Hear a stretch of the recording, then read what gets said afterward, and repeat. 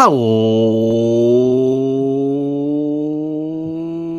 everyone, and welcome to the NeverOpenPod podcast, the podcast open to everyone, especially Hanare, because our Never Open champ should have been at the Forbidden Door and should be on every show beating people up because we love him. My name is Luke. I'm your host of the Never Open podcast, and with me, as always, is Mr. Andy. Say hello, Mr. Andy. Hello, I am that Mr. Andy guy, and you are Luke, and we are the Never Open podcast. And today we're going to talk about Forbidden Door. It's the third Forbidden Door we've covered. Yeah. So at this point, we can just call it Door. Well,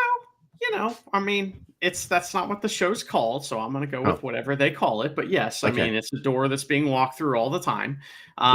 And so Luke, tell me a little bit. This was on June 30th. Oh wait, we got professionalism. My bad. I'm trying to jump the gun here. Yeah, man, you're stepping on my toes here. It's important that I get this out every time because we get so many emails. All right. So there are ways that people can contact and interact with us if they wish to. We're on the Tweety. I was on there a bit last night for a bit of soul, but we'll talk about my experiences watching that another time. But yeah, I'm at Grumpy2EB. Mr. Guy is at Drucifer Tweets. Collectively, we are at NeverOpenPod. If you want to see me scratch at my shoulder, you can. But if you want to send us a written or voicemail, you can do that too. NeverOpenPod@gmail.com. Also, if you got any of that Sasha Banks money, kick it our way. We have a Teespring store where you can buy merch that'll make you look never as fuck.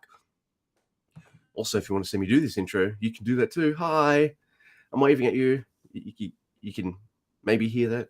Depends if you hear the whoosh, whoosh, whoosh, whoosh, whoosh. Yeah. We're on YouTube's. Look us up. Never Open Podcast. Easy peasy. Hi.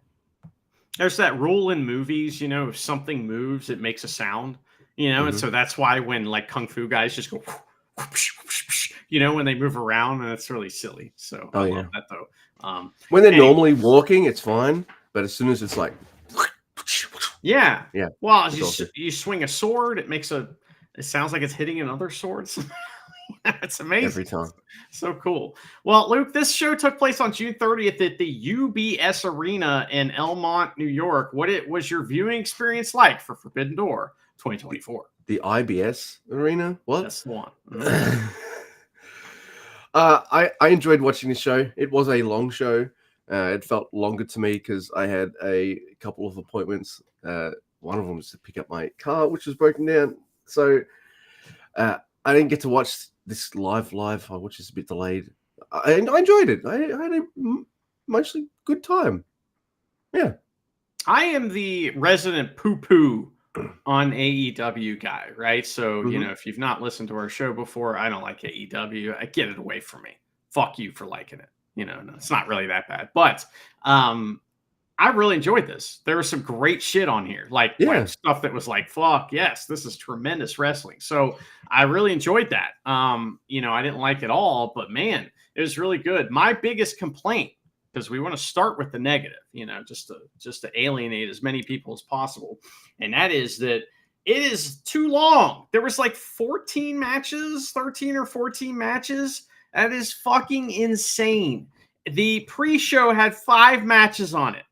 Fuck off. That is too much. So I've decided that next time, I don't think I'm watching the pre-show, because there was some good stuff on there, but like, yeah. No, I get it. No, I do. Also, like, is the acoustics in that building all weird? Was the sound fucked up? Like, I could barely hear the crowd the whole night. I could barely hear the announcers too, which I liked. It was Taz, Nigel, and Excalibur, I believe, for most of the show. We did have good old JR join late, which I kind of want to talk about. Interesting thing about him that we'll talk about later. But I really didn't pay any attention to them. The crowd, I thought, reacted to everything. They went nuts for all kinds of stuff. And then the stuff they didn't go nuts for, because they're not New Japan fans, was funny. Like Shingo's like, I love ska. And the crowd's like, we don't care. You know what I mean? I thought that was really funny. There was a bunch of shit like that. I felt like, unlike unlike Naito, who didn't do that, Shingo saw how the crowd was responding to him and went, fuck you then, and played absolute douchebag heel for the rest of the match. And I'm like, that. Well, that's what you do, right? Shingo knows. Yeah, we'll get to that title match, but yeah, they were very much here for the AEWs and not for the New Japans. So we'll talk about it now. I don't care with the announcements later, but we'll talk about it now because my brain was thinking like, man, this is really good for like AEW. Like this is mostly an AEW thing. Like I don't know because it's in America and all that.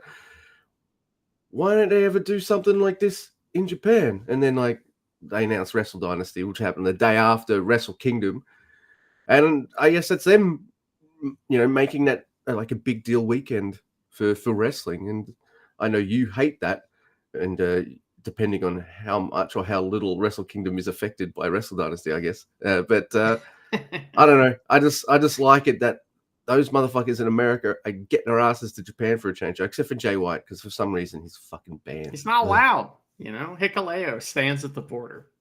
Yeah. He can't go, so he's not going to care anymore. He's bloodline, whatever the fuck that storyline is, incoming, isn't he? Oh man, jeez, that would be. I don't know anything about that. It's got Roman Reigns in it. I don't care. Yeah, I'm sorry. Well, so the way they set everything up is it looked like a normal AEW show to me. I think they had the Japanese style turnbuckle pads, but that was like the only difference in the ring and stuff. They did have a Japanese ring announcer, the guy with the like pink hair or red hair or whatever, along with Justin Sleazy Roberts. And, I thought that the production overall was great. This venue has a couple problems though that we've discovered. We always do our research and we look into the negative of the venues because it's always the funniest. And I believe some people had been to this place and they wrote their thoughts on the internet and we transcribed them. We did. Well, you transcribed them and there was no copy or pasting. No, it was transcription. I watched him do it for some reason. It's one of the things I'm like very strict on. I'm like, I don't trust you, Mr. Guy. I'm going to have to watch you transcribe this right now. All right. But he did. And I'll read it out to you right now. The rudest staff I have ever encountered. I was there for a charity event, and these people were rushing us off like the ice, like we were frozen sides of beef through a slaughterhouse. Completely unprofessional. I would like to see all of their individual demise. 1 star. What the fuck? That's the first Google review we found that has a death threat in it. He wants everyone to die. That's how rude they were. Wow. He wants the staff to kind of fall into the abattoir conveyor belt or something. Like that's what he's hoping. Or she. I don't know who wrote this. Well, he also was so flustered. He or she or they was also flustered and couldn't even write unprofessional. Wrote I professional. Come on. Yeah. Get your shit together, people. Proofread. Couldn't even put an N there. Not even in professional. Like, come on. So professional would mean professional since inflammable means like, flammable. Famous, it means like the most famous, right? Yeah, right. Yeah, you put an in front of something and you're more that. That's just a great 3 You're welcome, everyone. But anyway, so I also have a guru review. Mine's a little longer, Yes. but it's about something very specific. All right. So someone went to this venue for a particular type of show. So this venue is too small to host Monster Jam. The trucks do not have enough room to get up to speed or even clear the one small ramp they have there. I have been to another Monster Jam in the past, and it was in a much larger arena with more ramps, but more high-flying truck action. Also, Chick-fil-A offered a 25% coupon that did not work. I read all the fine print, booked more than 24 hours in advance. I also didn't receive a free sandwich. 1 star.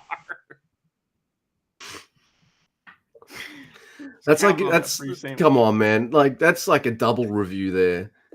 So now I want him to do the review of that Chick-fil-A, but then also slag off the stadium. Yeah, exactly. Time. I went to Monster Jam once and I didn't like it. Chick-fil-A is terrible. I'm glad he explained what Monster Jam was, because I was about to go like, what is that's that? Monster Trucks, Grave Digger. What's wasn't who's the most famous like female wrestler of all time? And she's a China? monster truck driver now. No, China's passed away. It's Medusa. Medusa Oh. is a monster truck driver. No shit. Yeah. That's fucking cool. I love it.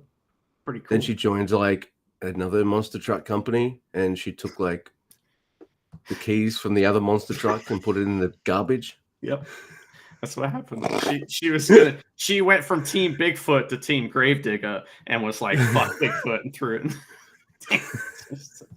Monster Truck is like the best thing ever because it is pro wrestling with trucks. It's all gimmicked. Like the whole thing is a show.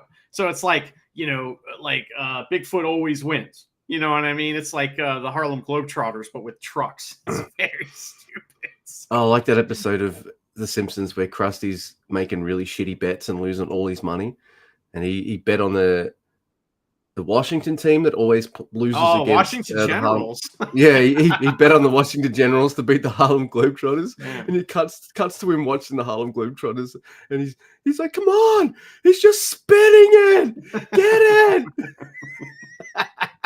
That's good.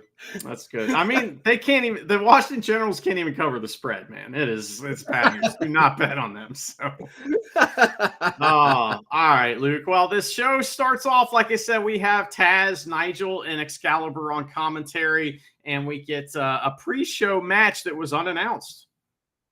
Yes, we do. We don't even need to talk too much about it because it's Kyle. No offense to Kyle Fletcher, but it's Kyle Fletcher versus Serpentico. I'm still setting up and getting ready and waking up, and I see that Kyle Fletcher wins because, of course, he does. Because I've never seen Serpentico win ever. I'm sure if I'd watched every single show AEW ever put out, I'd probably see the one time he won. It was probably on that YouTube show they used to do. What was that called? Dark? AEW Dark? He's probably one on there.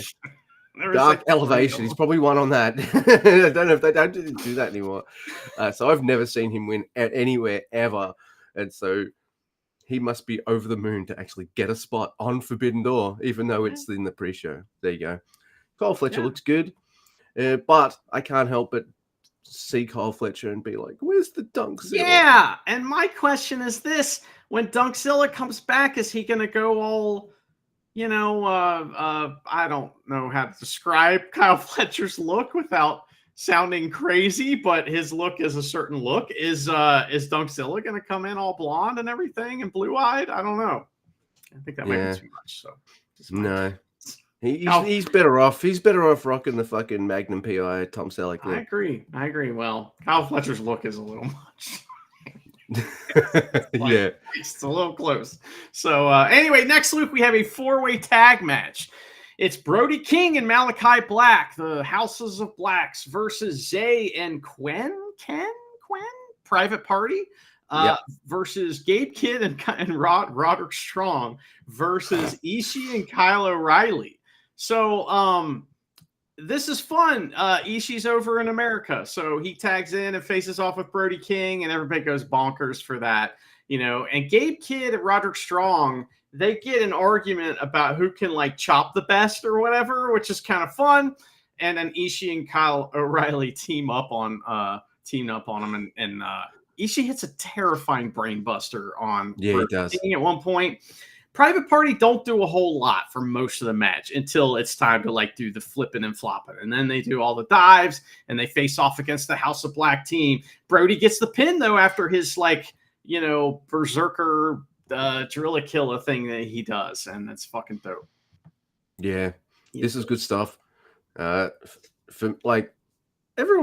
had their chance to do some pretty good stuff for this match, but I was just eyeballing two men.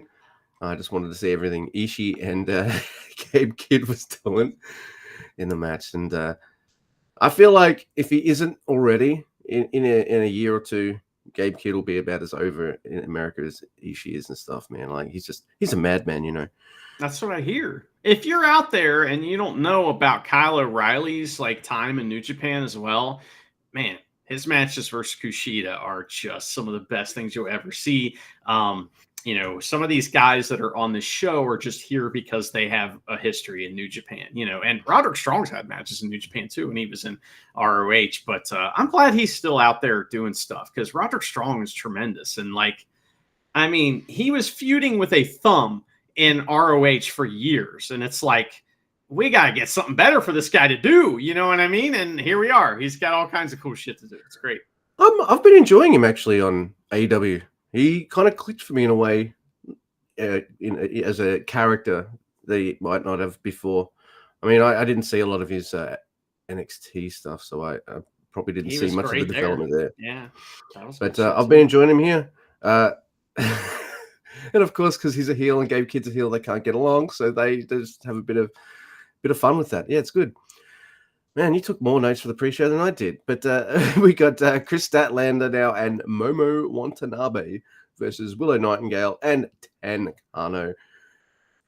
This is a pretty good match. We got Statlander and Willow Nightingale. They're feuding, you see, because they used to be besties. And Statlander betrayed Willow and Orange and all that.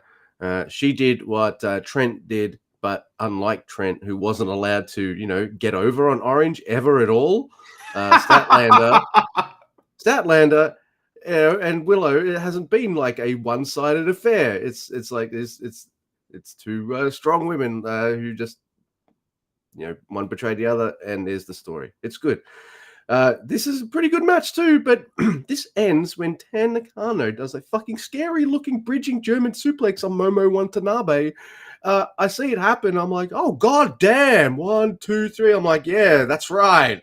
Yeah. Over. Ain't getting up from that. Holy shit. Yeah, man. The Joshis hit these amazing, bridging German suplexes, and we got to see that from two of the best to ever do it in this match. It was pretty cool. So, my thing with Chris Statlander, okay, is that I know she did something pretty big time in AEW. She squashed Jade Cargill and took her title. Has that led to anything? Yeah, she had a run with the title for a little bit, and she's pretty much featured on every show. Okay, good. Like as a character in feuds and doing stuff. So I see it, like, if I only watch one show a week because I'm busy, it's Dynamite, and I almost always see Chris Statlander on Dynamite. So that's got to be a good thing if you're on the Dynamite equivalent of Raw, because that's the one you want to be on, right? The main show. I was also flabbergasted to see that Ref Chumpy Jr. was up in this match. And I mean, it's a ladies match, first of all, which he tends to be in, and it's like, I thought for a second they were going to do that spot where the wrestlers roll all over the ref and the ref's like, oh no, that would have been funny. So anyway, but also Stokely Hathaway was out there, and that guy is so fucking funny, man. And that's the other thing. He's Chris Statlander's manager at the moment. So, like, I don't think she really needs anyone to help her speak, but I think they're trying to sell her being a fucking heel now, and he's perfect for that. I like it a lot. Yeah. Good. Well, that was just a tag match. This next match is for something. It's for the Owen Hart Cup women's bracket thingy, get a trophy. And so it's Mariah May versus Saraya. We got to get all the Ayas out there. Aya. I thought Mariah May had a bunch of cool moves. I mean, like, she's tough, and her moves look like they hurt real bad. And it's like, it's nice because she has that like traditional look. And honestly, when I first saw her as a wrestler, I thought, not interested. You know what I mean? Because she has that traditional kind of WWE style look. Yeah, I'm absolutely. Like, not interested, but she's tremendous. So I was wrong, which is fun to see. Also, we have Toni Storm ringside, who is extremely amusing. This whole story that's starting here and ends in another match later is tremendous professional wrestling and some of my favorite stuff on the show. So I really enjoyed the Tony Storm, yeah. like Mariah Mary, like Nami stuff. This is like the beginning of it for this show. So there's all kinds of distractions. Soraya's the bad and she is the cheating, and but there's all kinds of shenanigans. But then Mariah May wins with the trapping roll-up pin. Got to protect Saraya. She won the title a couple months ago. So you got to protect Saraya. I like it too because not Saraya, Mariah May. She sometimes comes out to like Tony Storm's old music before she was like this timeless Tony Storm, and does like the Strong Zero or something sometimes as well. That's but fun.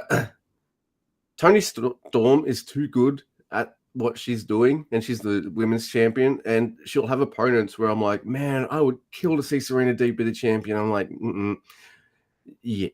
nah, she's too hot and too popular, with the crowds, and too popular, and she's pretty hot to lose that title right now. So I feel like she's going to hold on for a good long while. Tony Storm. Anyway, I hope so. That's a great storyline. We'll talk about it more soon. Yeah, but we got the pre-show main event next. So. Yeah, dude, this match fucking rules. Not only does it rule, it probably. I usually think I can think of at least maybe one match, maybe two. I would have swapped this out with on the main show because it's close to being my dream match, Mr. Guy. I say close because I want to see Phoenix and Pentagon wrestle against LIJ guys. Shingo's on the card though later on. I want that Shingo Pentagon match, but what I get though is fucking amazing. It is Yota Tsuji, Hiromu Takahashi, and I know Titan versus. By the way, I thought Titan would take this opportunity to stick around the Americas after nope. He was on Seoul last night. Got on a plane. Sure. As soon as I saw him, I was just like, Andy's going to be like, motherfucking why? Maybe sticking around until like Fantastic Mania's happened or something. Yeah, that's happening soon. Yeah, so he's going to stick around.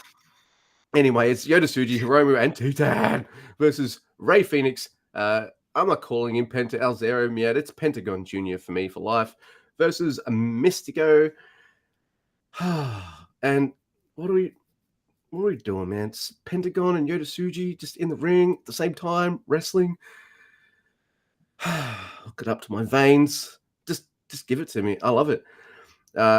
Mystico tries to stop a sunset flip powerbomb onto the floor, but Hiromu's like, fuck you, it's Forbidden Door. You're going down. And he goes down. The crowd is into this one because look who's in it.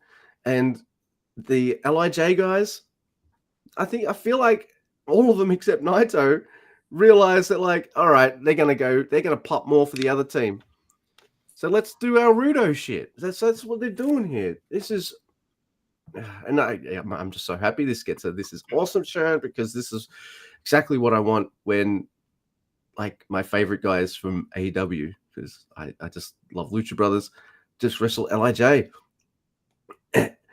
And they don't wrestle like they're on the pre-show. Everyone's fucking going fast and going hard. My next note here is I can't believe this match was free. Paid matches are got to live up to this. And hell, what makes it even better, Mr. Guy? What's the finish?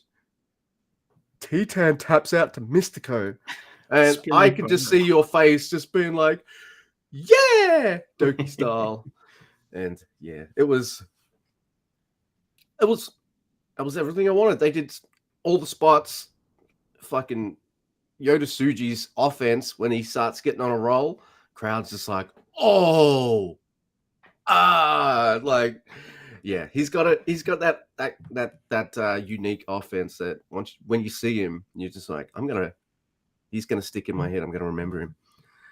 LIJ are extremely impressive. Whether you've seen them one time or 100 times like we have, the masters of the multi-man tag match, right? So they were crushing it here. But commentary kind of mentions this, but I wasn't listening real close. But like, from what I know, this is a weird match. Like, meaning there's these three guys that I don't think are supposed to wrestle with each other. Phoenix, Pentagon, and Mystico.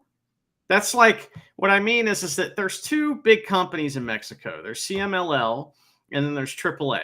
They hate each other. It's like a fucking blood feud. You know what I mean? And so, like, if you like, for example, the reason why Pentagon is Penta OLM0 is because he was Pentagon Jr. in AAA. So he can't use that name anymore. And like Mystico left AAA not that long ago, and now he's in CMLL, and he had CMLL on his mask. So it's like, whoa, that was weird to me. I was like, those three guys together, okay. And you know that's the original Sin Cara too, by the way. So, yeah, I knew that. You know cool. what makes me laugh? Like post-COVID, Japanese companies are like, hey, we need to build our fan bases back up. Let's do some shows together, So they have. Like in America, it's been like, not with WWE, they don't need to, but all the indies and all that kind of stuff, all this kind of stuff. Everyone's doing stuff together. Mexico, though, CMLL and AAA, go fuck yourself. Yeah, it's true.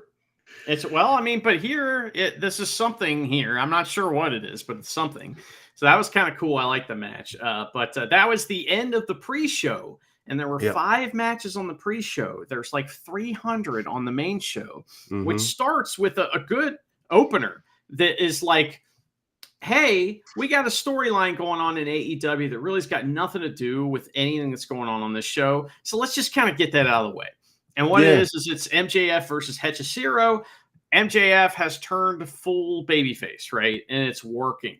And that's what this match was. It's like him coming back from, because wasn't he gone forever? And now he's back, and he hasn't had a ton of singles matches. So this is a way for him to come back and show everybody what his style is going to be like as a babyface, to see what works and what doesn't. And Hechicero knows all the moves and then some. So, he's a great foil for MJF in this situation. He's kind of a dickhead in the match, which is fun. The crowd's like, fuck you, Hechicero. We used to like you, but no, not anymore, and MJF, of course, wins. I don't know. I thought it was fine. And it made sense that it was kind of separate from everything else, because it should be. Yeah, we all knew MJF was probably winning this, but fine. I remember when we first saw Hechicero last year at Fantastica Mania. You and I are a bit about Fantastica Mania in general, but I feel like we were both like, yeah, this guy's like a Lucha Never guy, and now he's getting pretty good spots, and he's getting over with the crowds and stuff. Like, I don't know, I dig it. Making that money.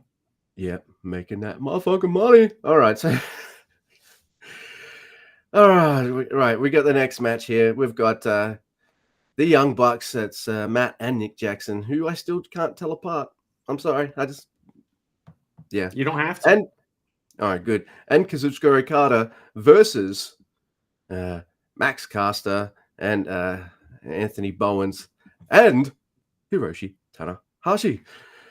All right, so the video package for this is fucking hilarious. It's pretty much like the Young Bucks just being absolute total douchebags the whole time. It's hilarious. I fucking hated this gimmick when they first started it. Now I just I've kind of accepted it, and now it just makes me laugh. It's bordering on the cartoonishly stupid, and that's my jam. I don't mind. They might as well have mustaches that they twirl. Mine's not quite. I've trimmed it, so I can't really do the twirlies, but Well, you're not evil either, Luke. So that's that's big right. Problem with the mustache twirling thing. So something I really like too is one of the Bucks. The Bucks come out. They do their entrance. One of the Bucks holds up a coin, flips it, and after it lands, they do the start of a Carter scene hits, and that was pretty cool. That's a little touch as well. Hey, and we got Okada and Tanahashi to start. Oh my god. And Okada's just like, hey Jay White, what would you do in this situation? Oh yeah, tag out and take a powder. Never seen Okada do something like that before. Unless it's a piss off like one of the younger generation. I think this is maybe another thing. All right, I'm going to mention this here. All right. Okada wouldn't this have been a pretty good opportunity to finally have one of New Japan's younger dudes finally get one up on Okada? That's totally been abandoned, ditched, because, yeah. I mean, it's cool to see him wrestle Tanahashi again, but remember all of last year where they're setting up this story that's like Okada and Kiyomiya, Okada and Yoda Okada, and everyone who's like just come back from excursion who wants a piece of him. It's like, Yeah, that was last year. That's so much meat there to kind of fucking dig into, and this is just the easiest card. You think you think he's gonna put those guys? He wouldn't put those guys over in Japan. You think he's gonna do it on Forbidden Door in his house? Come on, man. Yeah, what am I thinking?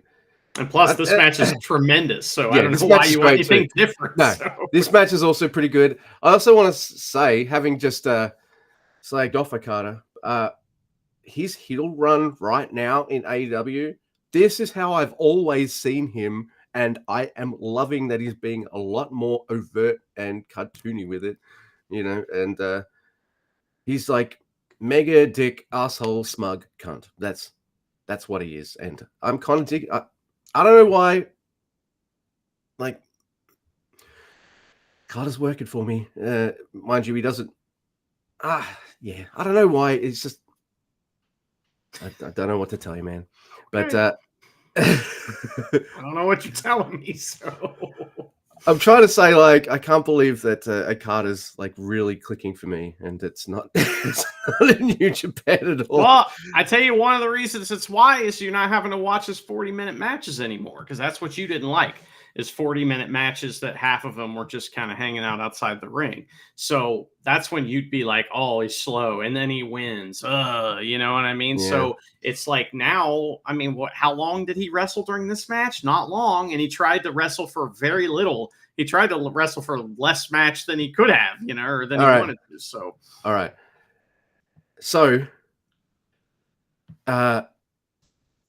here's my theory. You know how, like, everyone was like, wow, Nakamura's in WWE. He's going to do all these big things. And instead, he's just seems to be having a fun time just doing whatever they ask him to and just kind of going along and coasting along, right? Do you reckon Okada's doing like a little bit of that? Doesn't have to work as hard now? Yes. All that kind of shit? He's definitely doing that, right? Yes.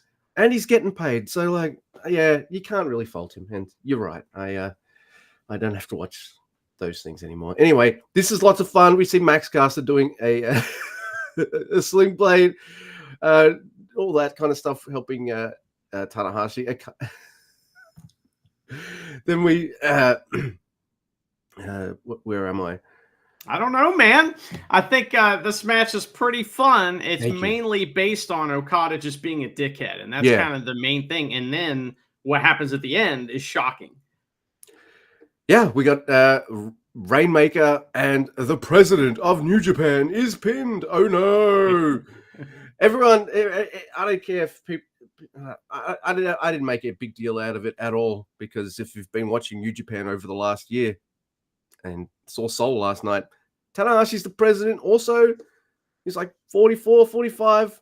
He's taking a bit of a rest. He's not pushing himself to the forefront of the company that much anymore. If he's got a title, look what he's given himself. It's like the stank belt. Like, hey, this isn't a guy who's I'm president now. I'm winning the G1. You know what I mean? Now. We'll see. And I don't think he has a single fucking problem with getting pinned by Okada. No, I love it. He did it. Yeah, great. It gets heat on him, and it makes Okada look like such a prick. Because Okada didn't beat Tanahashi fairly. He cheated and stuff to make sure he could get that fucking Rainmaker in. So I mean, it was just like, you're coming to my house, I'm gonna fuck you up, but I'm gonna do it in a way where you're never gonna see it coming. I mean, there was like, I think the first time Okada actually wrestled in the match, he squaring off with somebody, just runs over and attacks Tanahashi. You know what I mean? There's like all kinds of stuff like that going on in the match, and I really, really like that. This show, like when I watched that match, I was like, okay, it's starting to get into gear for me here. It's pretty cool. Yeah. So next, Luke, we have a match that I don't have tons to say about, because it's Bryan Danielson versus Shingo. This match is exactly what you think it should be. it's never as fuck. It's tremendous pro wrestling. Daniel Bryan wins. It's like, Oh, dude. I don't know what to say about it. It's like they just went out there and crushed it. I didn't like it as much as I like Zack Sabre Jr. versus Orange Cassidy. So, maybe I need to watch it again. But to me, it was like, oh, okay, so they're just doing that. Can I mention something about Zack Sabre Jr. and MJF and Hechicero just for a second? On our chat, I think Ian or Jay put up a thing about Hechicero versus Zack Sabre Jr. is happening, and it's kind of happened at Rev Pro. Anyway, I saw that in my brain. Oh, that's going to be a great match. And then I saw Hechicero coming out at the start of the pay-per-view, and I'm like, oh yeah, Zack Sabre Jr. Then MJF's music hits, and even though I like MJF, I was like, fuck. Because I really wanted Zack Sabre Jr. Hechicero. Oh well. What did you think of Daniel Bryan versus Shingo? Dude, I really like this. Brian Smart at the start of this, making this a mat game, just stretching Shingo the fuck out. Shingo does try for some of his pump up the crowd kind of stuff. Crowd's not having it. So he's like, oh, you don't like Scar? Well, middle doesn't do the middle finger. He does the like that with the fist. Then goes, fine. I'm just going to be an absolute prick for the rest of the match. Shingo catches him smooth as silk and gives him this like DDT from the apron to the floor. That's from a dive. The only thing I don't like about this match is I like Nigel on commentary, but shut the fuck up about Brittle Brian sucks, Brittle Brian. If you're not going to wrestle him in the near future, shut the fuck up. I'm over it. I've never been able to express this opinion because I could have, I guess. It's our show. But I'm going to say it now. Nigel, you borderline, like, I had to turn this down because you borderline ruined Brian matches with your fucking commentary. It's like when Michael Cole was over the top in that time as a heel or something. Like, he only does it for Brian matches. He's fine all the other times. Knock it off. Anyway, dude. I disagree. I thought he was funny as hell. He just, there's some factual issues with some of the things he claims. He's trying to sound smart. He's like, oh, by the time this person was this age, they had done this. And by the time this person was this age, they had done that. And it's like he said, Mozart was the most famous, composer. Mozart was not super famous during his lifetime.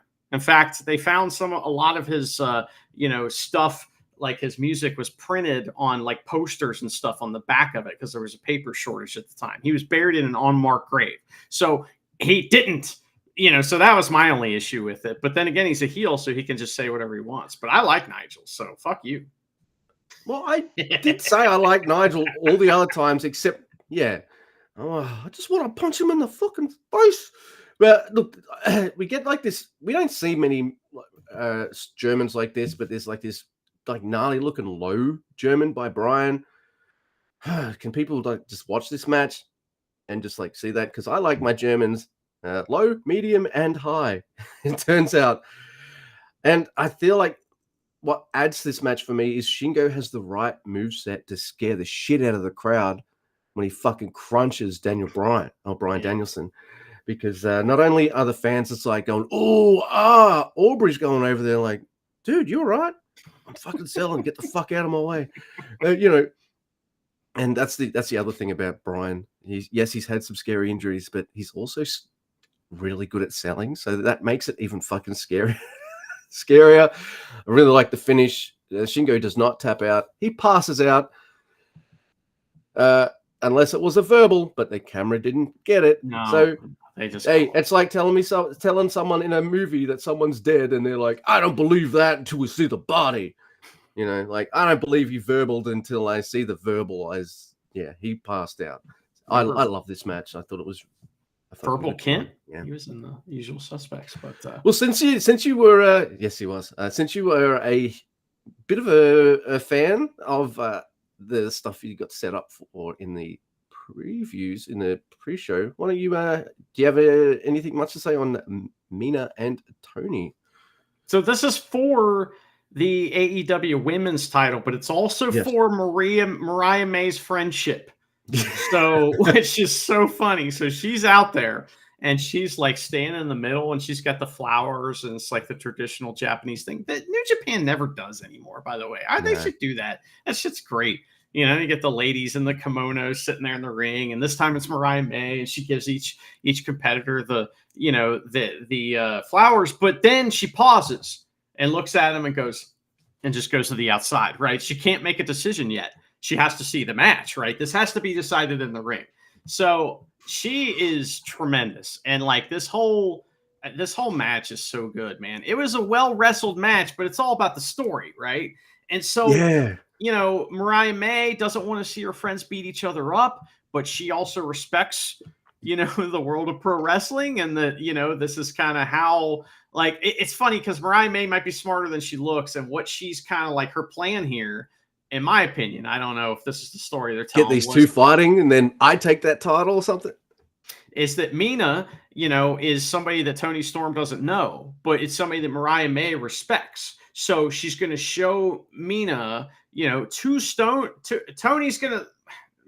to earn Tony's respect through a match, right? So that's kind of why this is happening. So, at the end, Tony wins, right? But they all make up, and now they're a team, right? So this, like, at the beginning of the show, we had the separation between these two. We weren't sure what was going to happen. Now these three are a unit, and like, that's great storytelling. And I'm invested, and I want to know what happens to them now.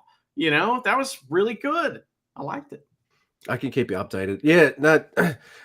So the video package, it's the same one you saw on the pre-show, but it's really fun. It sets up this story in a really nice, easy way. So everyone who hasn't been watching every week, so you who's just been watching this show, was like, "Oh, that's actually a pretty cool story." And then let's see how it goes in the ring. It's a great match. And I don't think the E fans are into the idea of Mina winning this belt at all. But that's not necessarily a, oh, we don't know where she's from Japan thing.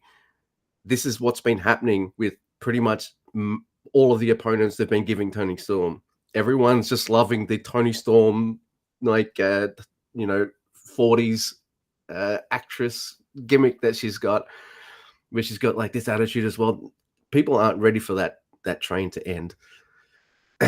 So, and she had a feud with Deeb, and I'm like, I want to see Deeb with that title, but even I'm just like, you're not winning that right now. There's no way. There is no way.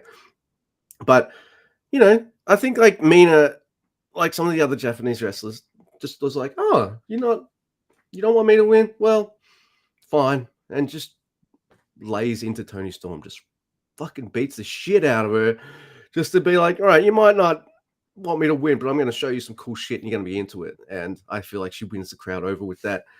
And also Toni Storm's hip attack.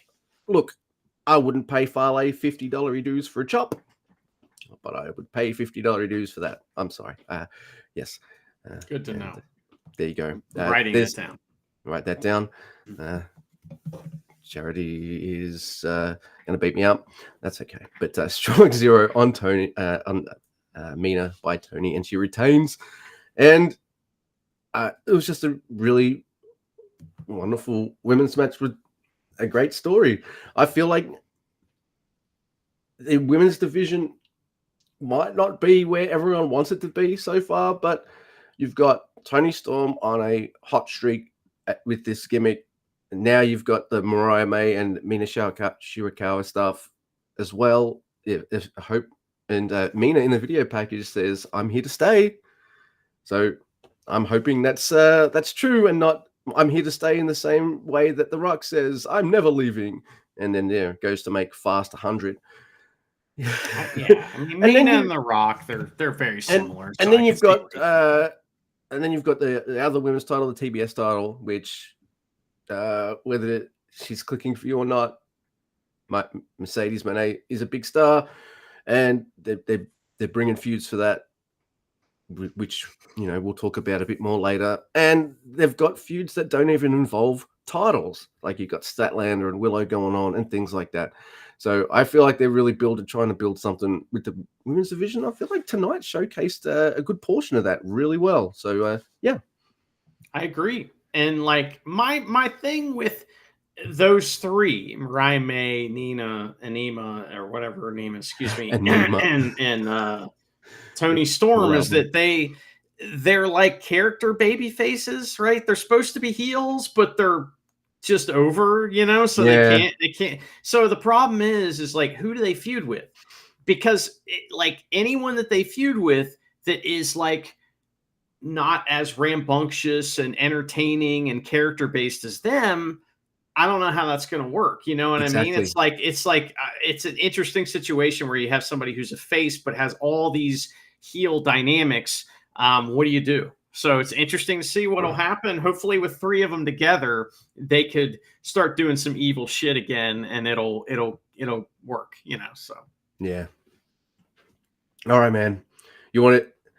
So you just said something that I didn't expect, and I'm not sure I agree with you, but I'm not sure you're wrong either. What do you said? Zack Sabre Jr. and Orange was a better match for you than Brian Shingo. that was my favorite match on the night. I watched it Yeah. twice. It was so good, man. Like, and like, okay, I'm not sitting here trying to say Orange Cassidy's not great. He's truly great wrestler, right? Mm-hmm. But man, you watch that and you're just like, man, Zack Sabre Jr. is He's one of so the best awesome. wrestlers in the Like, world. look what he's doing. Look what he's able to do. And like, I Mhm. just like the amount of cool shit that happened in that match just because of Zack Sabre Jr. doing one of his wild bumps, or just getting Orange in a situation where their Orange can take advantage of that situation. Like, all that kind of stuff was led by Zack Sabre Jr. And my God, it was. I mean, like, how many moves were in this match? All of them. All of them, right? I mean, it's like 500 moves. There was so many moves that I don't know how you do that. But it was really impressive, and like, I thought that like the selling was good on both sides, in particular Zack Sabre Jr. I don't know. I really, really liked this so much. I watched it again, and it was like my favorite thing on the show. Dude, this is how the conversation went prior to the match happening. Zach's like, how about we do this and we do this, we do this and we do this? What about trying this? What about trying this? What about doing this? And Orange is like, cool. And then they did all that. Yeah. It was just fucking, dude. And I like Orange just goading Zack Sabre Jr. at the start, and then just boom, puts Zack Sabre Jr. into a submission. Okay. Zack Sabre Jr. just mocking Orange with soft hits, and just then boom, PK, like just faking each other out. Like, oh my God, there's so much good wrestling and counters, and on paper you'd just be like, oh, but I want to see Zack Sabre Jr. wrestle this guy or this guy. I'm like, Orange is like one of the top guys in AEW. He is. Here's how much of a top guy he is, Andy. I'm sick of him, and do you know why? Because he wins too much, you see. Yeah. Mm-hmm. So I love this match. They didn't win this one, so. No, Orange even does a fucking Michinoku driver. What an asshole. Yeah. Zack Sabre Jr. takes a DDT bump that I'm like, ELP was just like, oh, I'm taking notes on that one. Like it was a really, really fucking cool bump. There's some finger snaps that really get the crowd going. Ouch. And you got Orange just going nuts on Zack Sabre Jr.'s leg. And then you just got all these fantastic pinning transitions. And it takes two to tango with those. Like, you need both people to know what they're fucking doing for that. And Orange is there every single time. So this is good. And what do I like more about what do I like about this finish? Well, hey, Shingo passed out. I had to watch, and I got to watch Orange verbally tap out. He's like, yes, yes, yes, yes, like that. And it was great. It's, Zack Sabre Jr. has one arm. He has got a leg and one arm. Then he's got another leg. Then he's got the arm. And that's when he's like, oh, yeah, I'm done. So I'm glad that Zack Sabre Jr. won, too. I would have been pissed off if he lost. So, yeah. Techers forever, That's right. We got yep. I was going to say we got Samoa Joe, Hook, and Shibata versus Chris Jericho, Big Bill, and Jeff Cobb. Yay. It was supposed to be Brian Keith, but he got ouchied. So Yeah. Jeff Cobb, the logical choice. I look, I don't care because here's what I wanted when I saw this match. Can I just see Cobb and Samoa Joe just do things to each other? Oh, look, I get to see Cobb and Samoa Joe do things to each other. And it was great. Not only that, Cobb's there to bump around. Like, he spends a good portion of this match bumping his ass off. He even takes a fucking T-bone suplex from Hook. Like, this guy is just... Hook. Yeah. Look, Joe is taller and wider than Jeff Cobb, which was fun to see. That was like when they faced off, I was like, he's taller and wider than it's wild. So. Yeah, absolutely. This is actually fun stuff. But what I like is pretty much all the stuff involving like Shibata, Samoa Joe, and Cobb. That's just like, that's my shit. I don't mind Hook. He's green, but I don't mind him. You put him in a team or in a storyline or whatever with Samoa Joe and Shibata, and if you can't get better from that, yeah, you might as well retire early and just get out of the biz, really, because what are you doing here, right? Taz, I love Taz's reaction because he laughs his absolute ass off when Hook does the Judas effect elbow, Jericho's finishing move, and it works. And he pins Jericho for the 1, 2, and a 3. Yeah. I'm thankful that Chris Jericho wasn't in the main event. You know, I mean, thank God that he has backed off because, man, it used to be when every time he'd be do anything with New Japan, he'd be in like the main event or the semi-main. It was like never good. I'm sorry. Those matches are not good. People want to say, oh, Kenny Omega versus Jericho was good. Nope. You're wrong. Go back and watch them. You'll be bored out of your mind.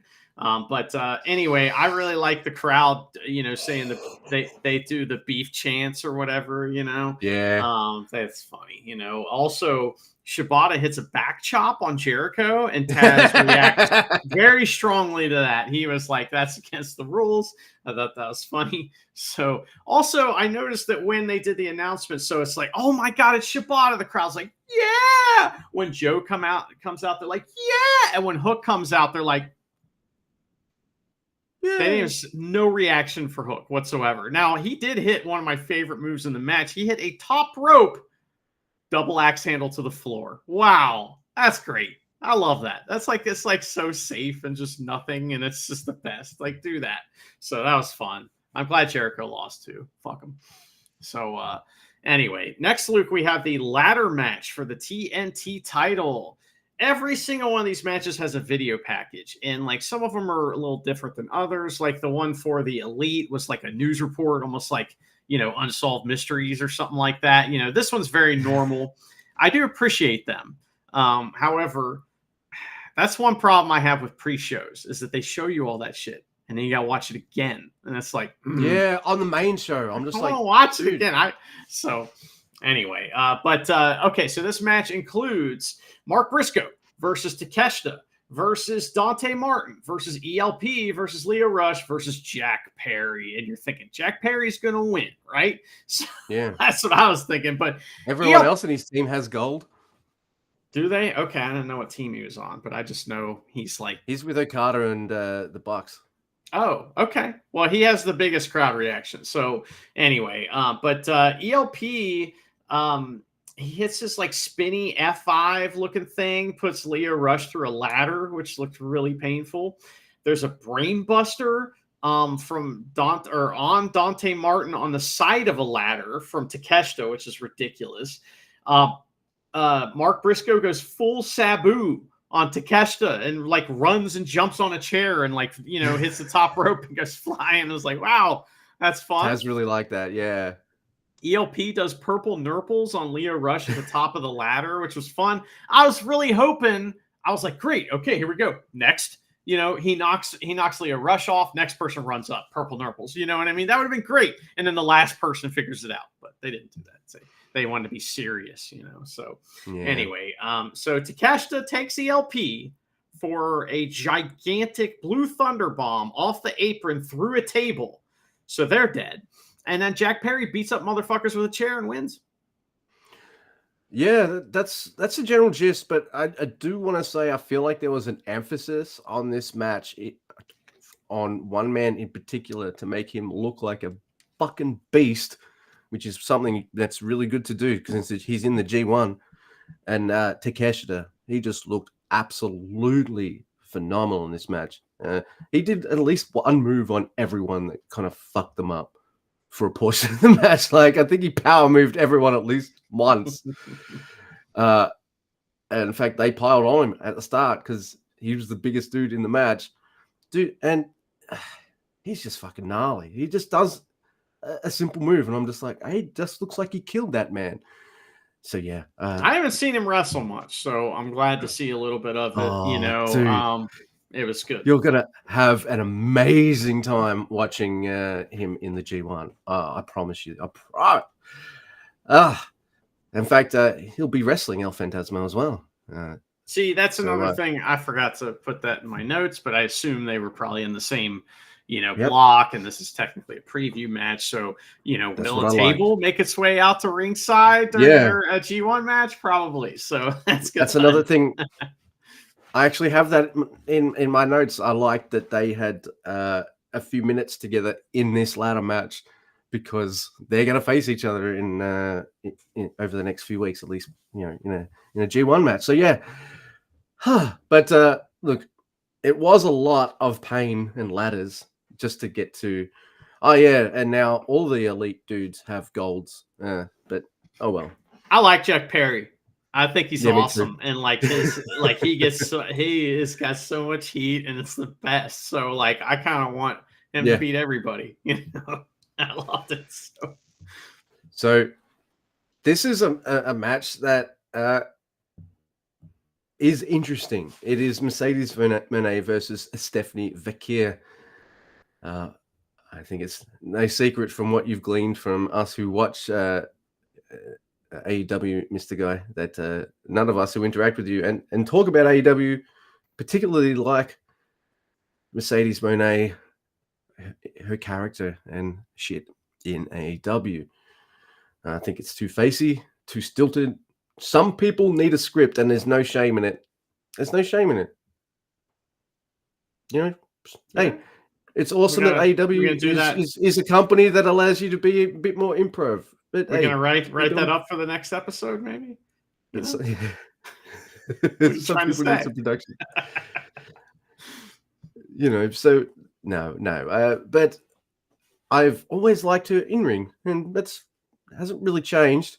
However, I see her come out, and I'm like, yeah, that's cool and all. Then I see Vacquier come out, and she looks like a fucking beast with 3 titles, and I'm like, I want her to win. Confused though.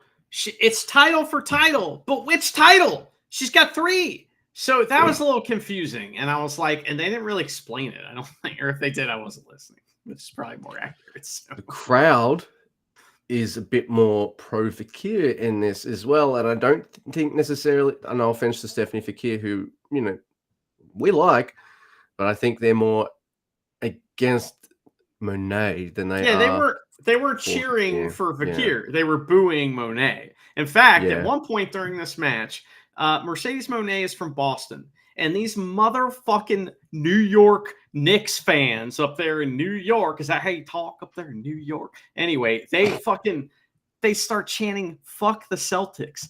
The New York Knicks weren't even good enough to get to a point in the playoffs where they could even play the Celtics. So fuck them, fuck that crowd, and fuck the Knicks.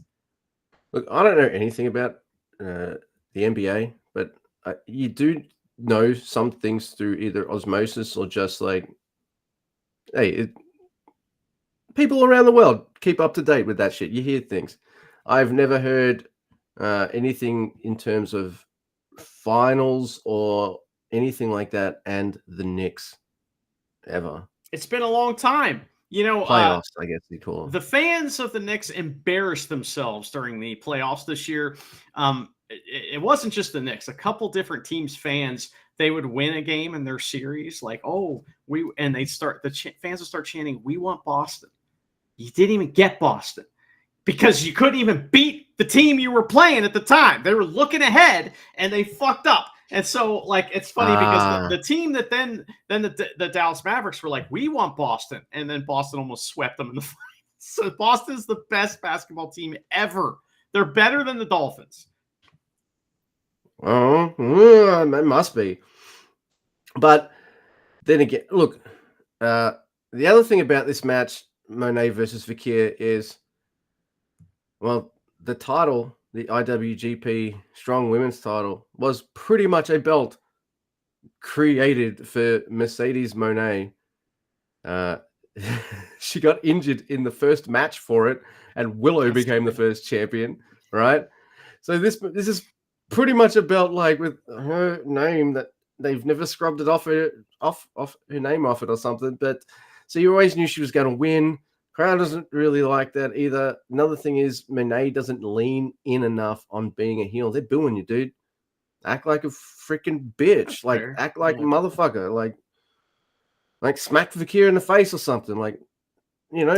Did you notice at times they seem lost during this match? Like there were several times where they seem lost, and the ref's like going, "Hey, what the fuck's going on?" And then he's walking over to the other person. I don't know what the fuck's going on. There was a lot of that. I almost thought Mercedes Moné was injured at one point because she rolled to the outside at a spot where maybe she wasn't supposed to. And Stephanie's like, "Oh, you're out there now.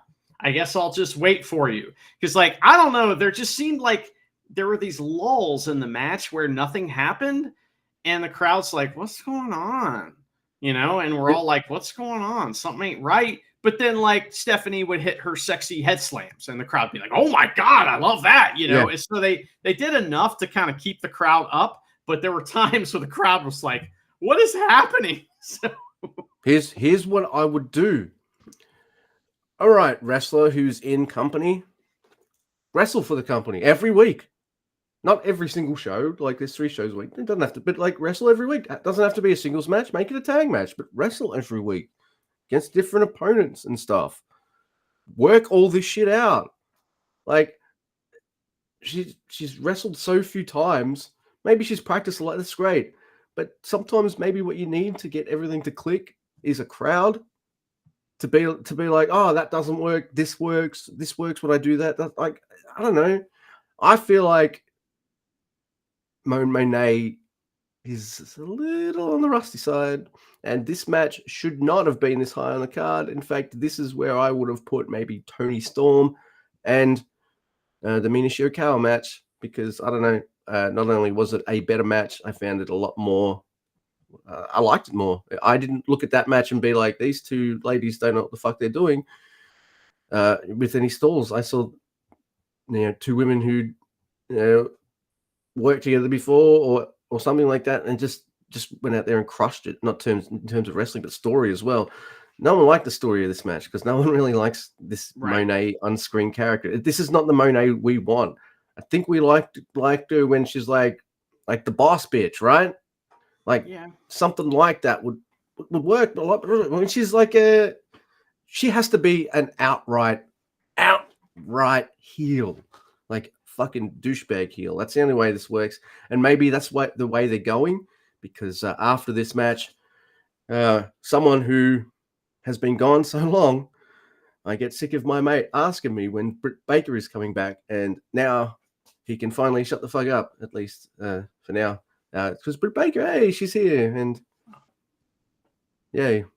So she's challenging Mercedes Moné for the title, like New Japan style, which is I missed somehow because I was fast forwarding through it, I guess. But I thought that, let's talk about Stephanie Fakir. So I thought she came off looking okay, even though I thought that like anything that happened that didn't go right in the match, no one's going to blame her for, and the crowd felt sympathy for her because of the spot she was in. You know what I mean? So I felt like that she came off looking awesome, and she outclassed Monet, I think, in a lot of ways. Could be, I don't know. That was a weird match. Maybe there's a reason they had 3 titles on this woman, Yeah, she's pretty awesome. So yeah, I mean, she's no Viva Van, but maybe who can be? So, Oh my god! all right, Yeah, Luke, that's not the weirdest match of the night. The weirdest match of the No. night is the IWGP title match, heavyweight title match. It's Naito versus Moxley, the return match. Jim Ross, good old Jim Ross, joins commentary. And listen, I know Jim Ross is prone to say stupid shit, but he said some pretty funny stuff here, maybe unintentionally funny. If you're not familiar, when I first started watching New Japan, one of the first shows that I watched was Wrestle Kingdom 9.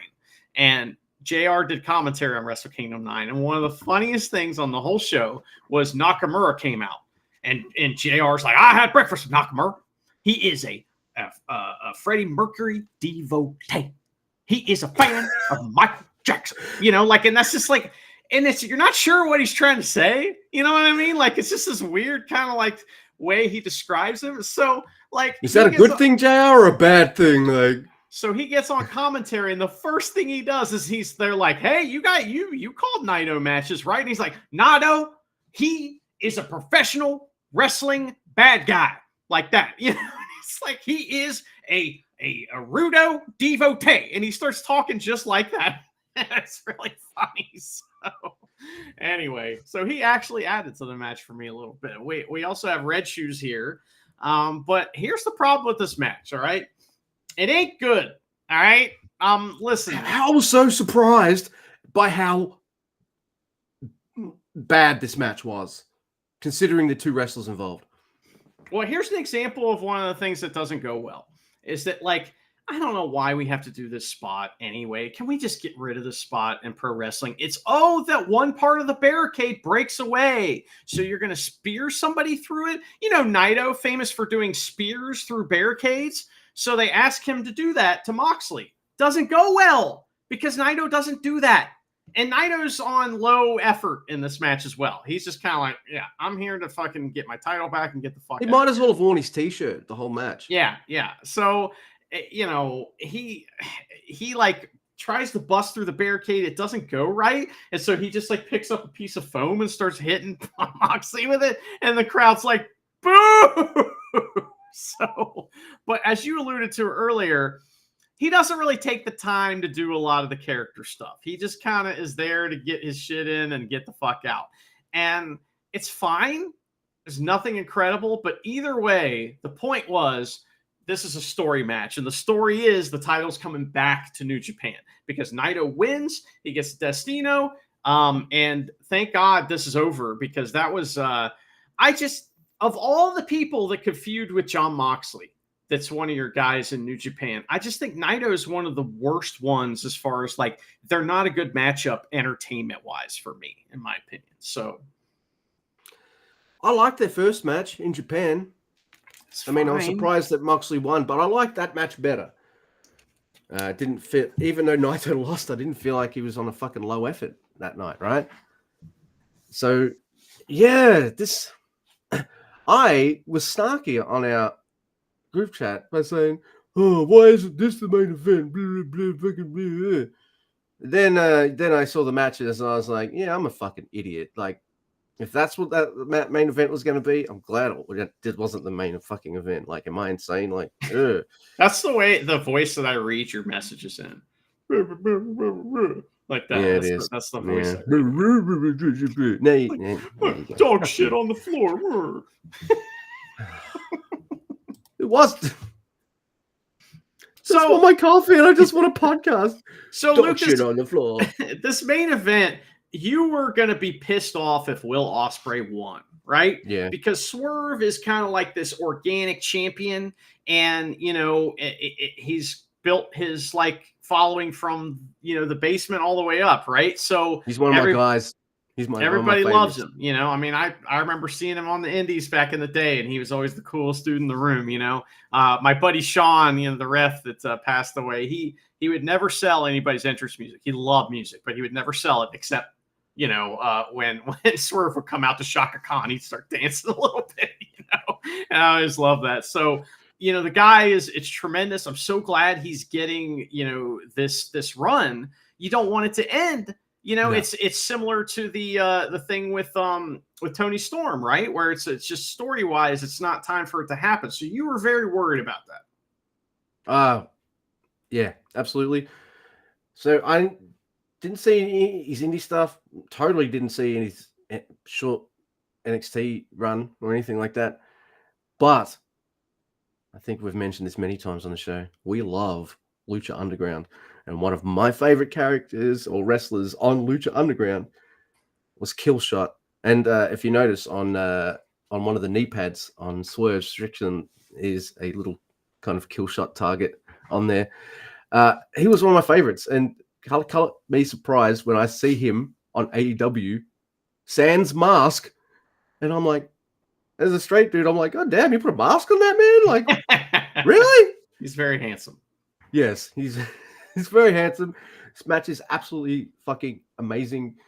But you're right, dude. I'm sitting there the whole time going like, or I'm like, but I'm on the edge of my seat like that. Does that make sense? So I might look like this, but I'm also fucking like, what? So yeah, I'm waiting for Ospreay to win. And I'm just hoping, please, I want Killshot. I still call him Killshot sometimes to win because I'm absolutely a huge fan of Swerve. So not only but what I didn't expect, I expected like really close. It was a close fought match, but towards the end, I thought, oh, you managed to get your finisher and 1, 2, 3. Wasn't like that. No, this was a fucking emphatic statement. Like, hey, this man's the champ. Like this is the AEW champion because it was a lot more emphatic. Like Swerve does a couple of his moves and he won't stay down. Ospreay won't stay down. So he's like, fine. Kind of gives Ospreay a look. It's like, look, I don't want to do this again, but I want to be the champ, and you're not staying down. So just fucking right in the back of the head again. The crowd's like, oh, I'm like, oh, even I'm like, all right, that's overkill on this man, and I want him to lose. And then 1, 2, 3, like I saw on the same night, I saw Orange Cassidy verbally submit, and I saw Ospreay get pinned. So look, I don't hate either man, but they win too much, and I was happy to see them not win. Yeah. Welcome to Petty Wrestling Talk. It's the only kind we know. So there's a story thing going on in here that I don't know if I like it or not. You know what I mean? I'm not invested in this, so I don't care either way, really. But it's kind of like, it's a little shitty. So in WrestleMania 8, Roddy Piper versus Bret Hart. Roddy Piper late in the match grabs the ring bell and he has an opportunity to cheat, but he's turned babyface, and this is him turning babyface. He's like, no, he won't cheat.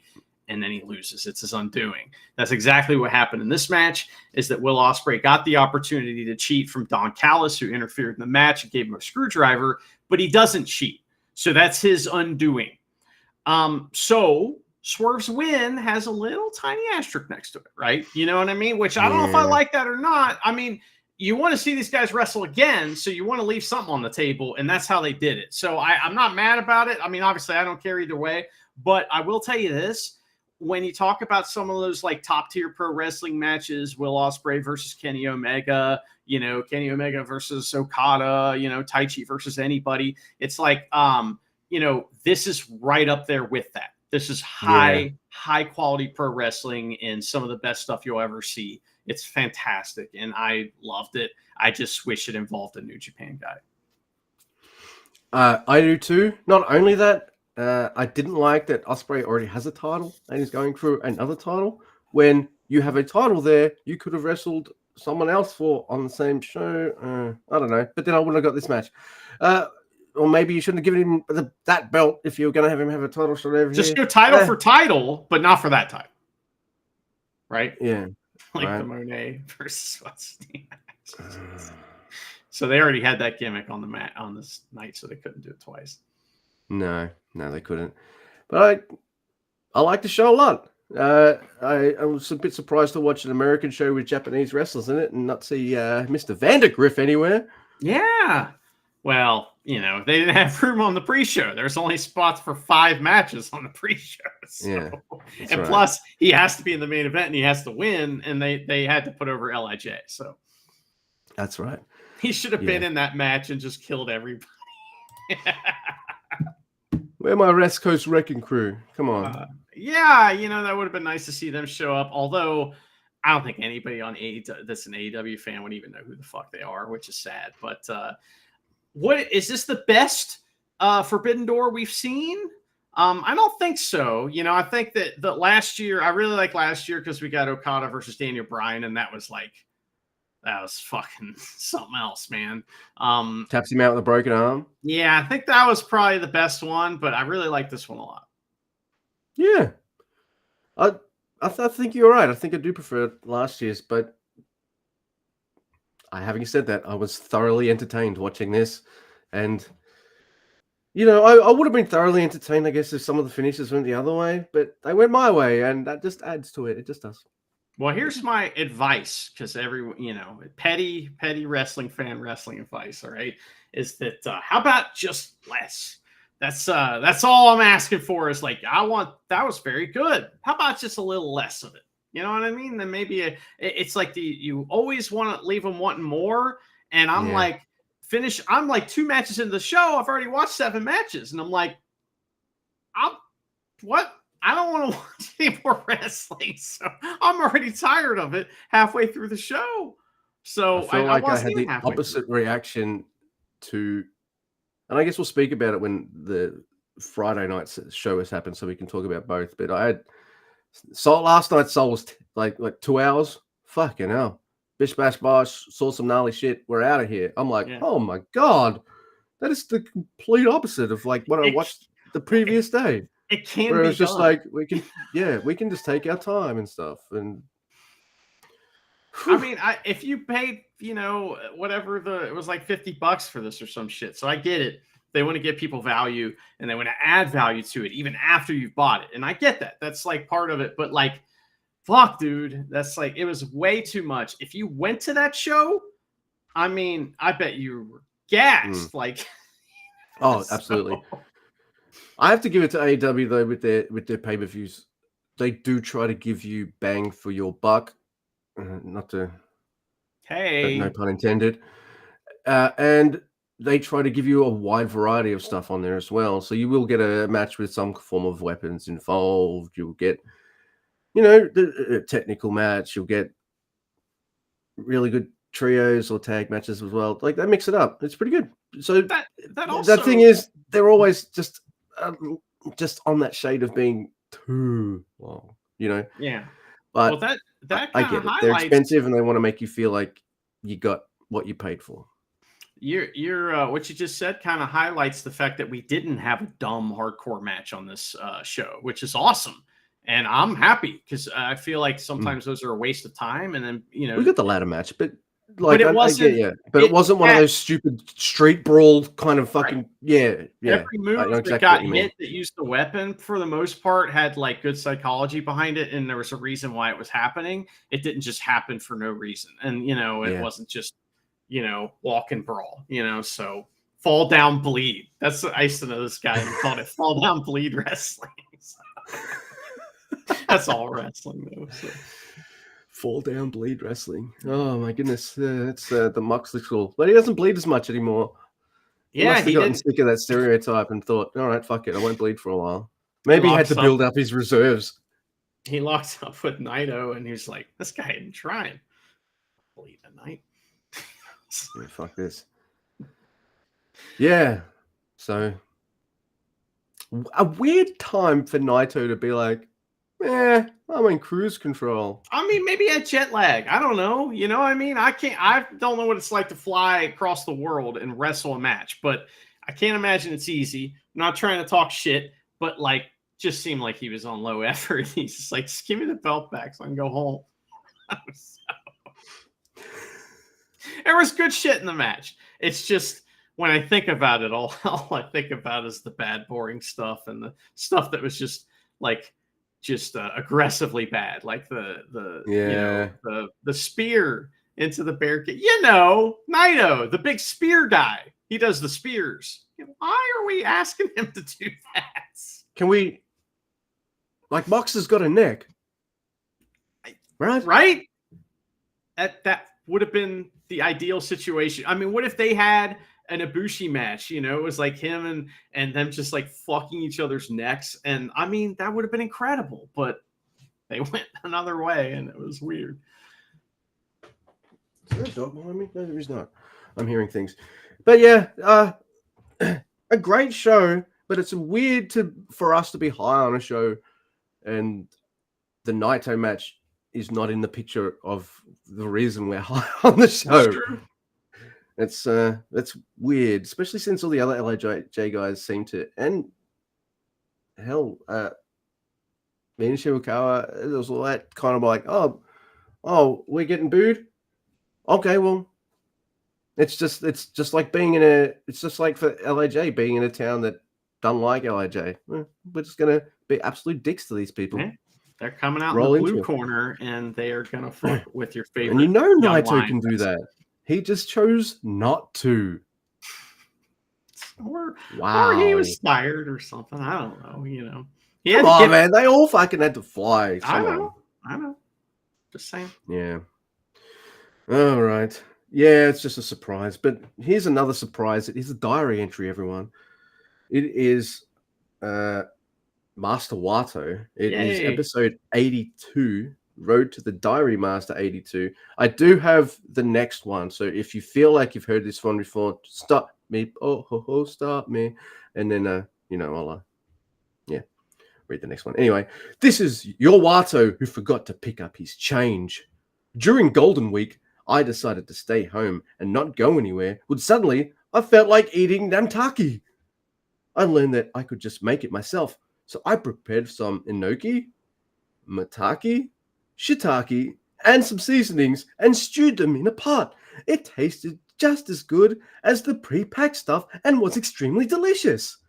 This sounds familiar, right? Like his last 3 ones have been about cooking. I guess he's been at home a lot because of his injured ankle. Yeah. And he's been cooking a lot. But if he starts mentioning some device he bought, then we've definitely heard this one before. All right, cool. It tasted just as good as the pre-packed stuff and was extremely delicious. It's not just delicious, it was extremely so. And it was extremely delicious. Like so. It's easy to make and a great accompaniment to rice. And you get some photos of his food, which, looks like one of them we had. He had 2 pictures, and one of them was just awful. It looked so bad. It was like he made dumplings or something. They look like fucking pods from the Matrix, little people in them or something. So, all right. So this will be the one where you'll be like, oh, I have heard this or I haven't, right? Lately, I've been riding my bike to the hospital. The other day, when I had to pay the hospital bill of 1,330 yen at the end of my rehabilitation session, I took out a 5,000 yen bill, got a receipt, and went home without picking up the change. When I got home, I received a call from the hospital saying that I had forgotten to pick up my change. I wonder if I have to rehabilitate my brain as well. So do you think they thought he was trying to be a big shot? Like, he's like, yeah, that's what they saw is they saw Big Shot Wato with his 5,000 yen bill. Just being like, keep the change, bitch, and walking out of there, and tipping the person at the hospital. Because that's a big time move right there. That's like Ted DiBiase, like fucking tipping the nurse.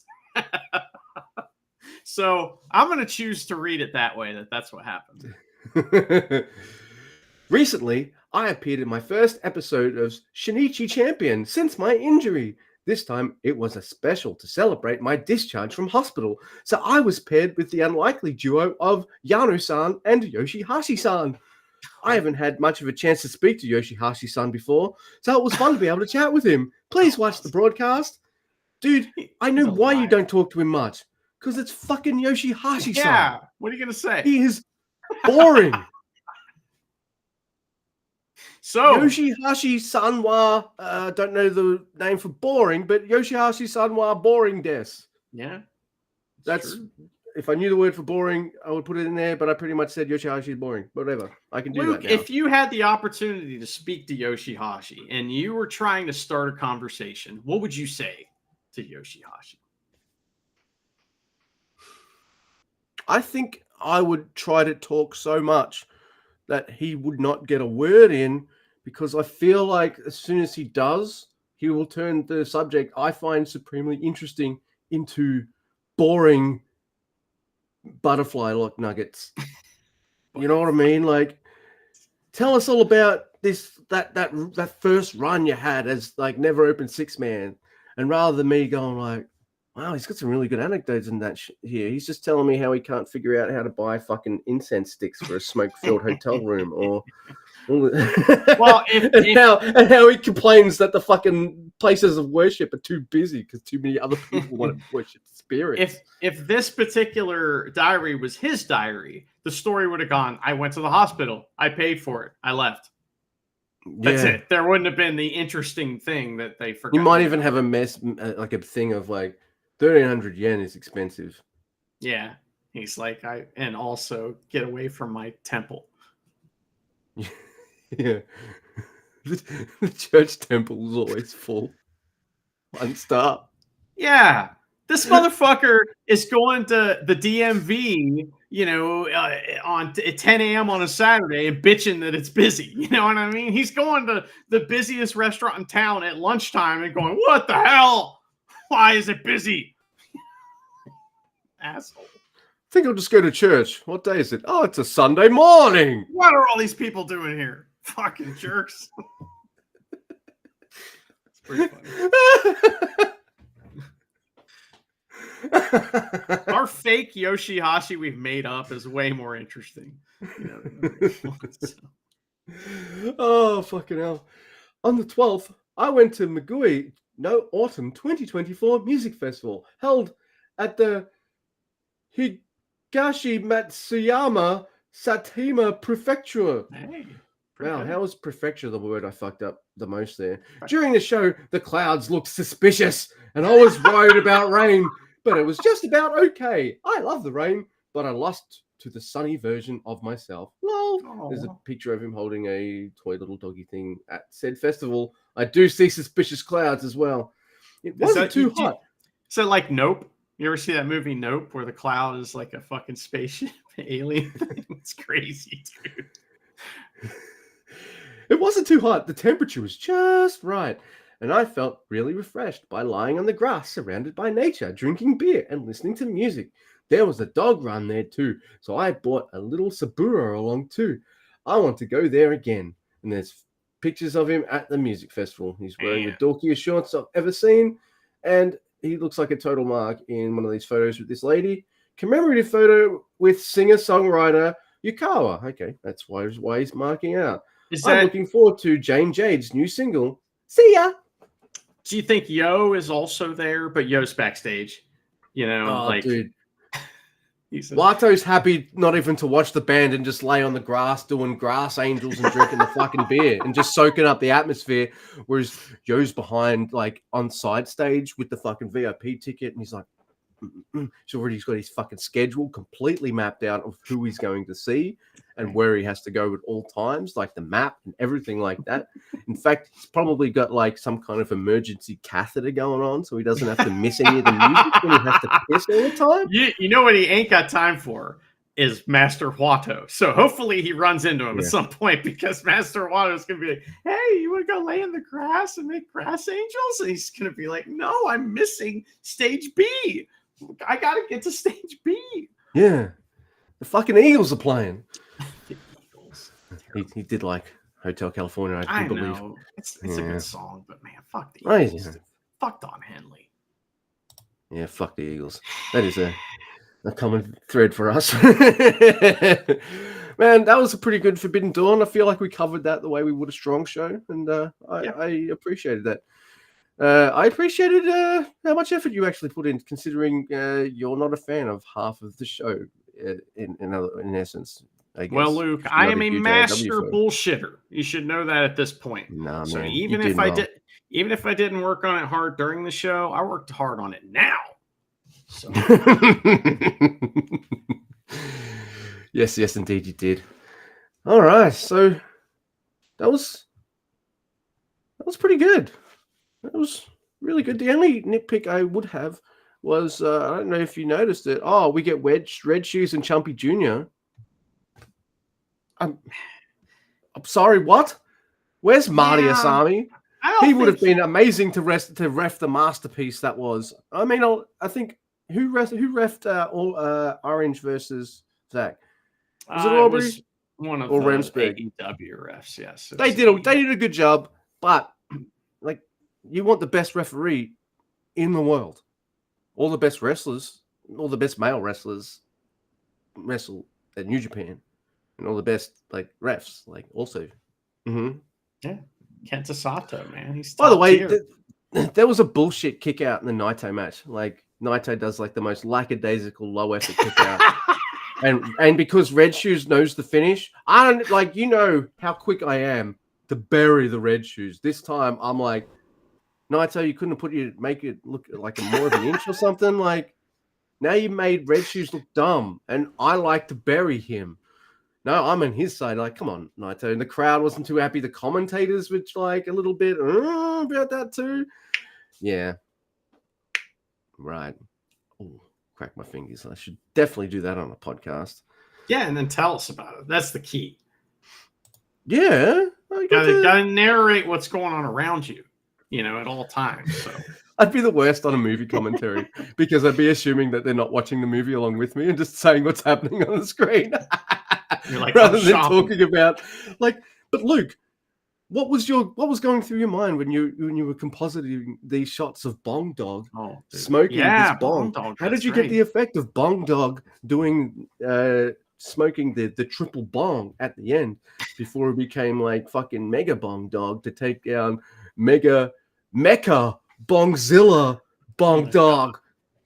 Can we get some monster trucks in there? I think oh my god, trucks, right? Imagine Bong Dog flying through the air at the wheel of a monster truck. I'm thinking Medusa rolls up and she's like, "Is that Bong Dog? Get in!" Bong Dog gets in. They just drive all together. So Bong Dog, officer the bong, and she's like, "Fuck yeah!" Blows out the monster truck window as it's up for flying through the air. Dude, come on, man. We got a Diary and Bong Dog. Yeah, I felt bad that I forgot the Diary last week, but I was also thinking it would be pretty funny too if we did commentary over our old episodes. So it's us talking and then us just talking over ourselves. So that would be oh my god. Yeah. Maybe I'm sure we get a lot of spectacular. End of your spectacular. That could be something we do. We'll see. Not only that, but we release the video version of that, of course, because that makes sense. Yeah. But we also released the audio version of the commentary, which is like both two sets of us talking and then us commentary. The joke. Yep. Yeah. I got the joke, everyone. I just needed to say the joke exactly the same, but in a different way slightly. And I was like, yes. Now we got it. I've done that a few times to Mr. Guy. So I sometimes I realize I've done that like after it. And Andy's like, yeah. Mm-hmm. No fucking shit, Luke. I just fucking like that was 5 minutes ago. Yeah, I'm sorry, man. I do a lot of these in the morning. You've caught on that the Knicks are shit and the Celtics are way better team, and the Knicks couldn't even like lace up the Celtics, high tops, short string. But they did that crowd did yell "fuck the Red Sox" at one point, which that's fine. I don't care about them, Yeah. Who is your baseball team? So they are the Reds, which is confusing. So that's right. This is the Boston Red Sox exist, but the first baseball team to join Major League Baseball is actually the Cincinnati Red Legs, which is refers to Red Sox, which is confusing. But anyway, so they just shortened it to the Reds, and they are the Cincinnati Reds, and they're like the oldest professional team in the country. So look, the second team to join the baseball league is about as important as the first team, because like it's still a big deal for the number 2 person to win the Royal Rumble. No, it isn't. They came out. Nope. No, I don't care, because who's the fucking first team going to play if there's no other fucking teams? Well, they played themselves, I don't know. I would assume other teams joined too. They just signed the paperwork first, but like maybe the paperwork went through the bureaucracy first, and it was like, yeah. Well, maybe it was a Washington Generals type situation. Maybe they had another team that came in, and it was like the Washington Generals versus the Cincinnati Reds. How can we get Bong Dog involved in that? You know what I mean? Oh my This guy's god! like, feel like there's a way. Yeah. See, hey, if Scooby Doo is good enough to hang out with the Harlem Globetrotters, That's true. He did, didn't he? then fucking Bong Dog is right there, right? They come to Gilligan's Island once too. They crash. Come on. Everyone crashed on that island and left, and they Gilligan's Island and all those dickheads were just like, so I guess we'll just stay longer. I mean, Yep. they got the cameras set up and everything. Might as well, I'm not doing long form Gilligan's Island talk on this podcast. No, No. I've had an earful of that before. Oh my goodness. All right. I don't have my little instrument things to do the sign off, and there's no birds. The dogs are behaving after the shit on the carpet, and opened the bin and gotten empty chip packets and licked out all the dust. I don't know. So I guess who booked this show? Who do we try? Fuck this. In Brad, he's the man, and he likes dogs. He does. He's probably anti-drug, but he doesn't need to know. It go right over his head, Yeah, but there's got to be a scene where like Kojima is hanging out with some people having some bread. He's like, "Where's my dogs?" They're with Bong Dog. There we go. Mm-hmm. Got to put his little doggies, cute little doggies in there too. I mean, the war dogs. I mean, there's a lot there. Oh, dude, but he's not against the war dogs. He's like in a war dogs tank or something, going like, dude, Bong Dog's cool with everybody except for whoever. That's right. Whoever the main heel is, which will probably be played by Marty Asami. Yeah. Oh my god. Just ragging on Marty's bus drive, and everyone on the bus is like, "Yeah, Bong Dog." Yeah. Anyway. Well, Marty doesn't like him for some reason. No, he does not. All hail Bong Dog and Marty's bus driving. Yay.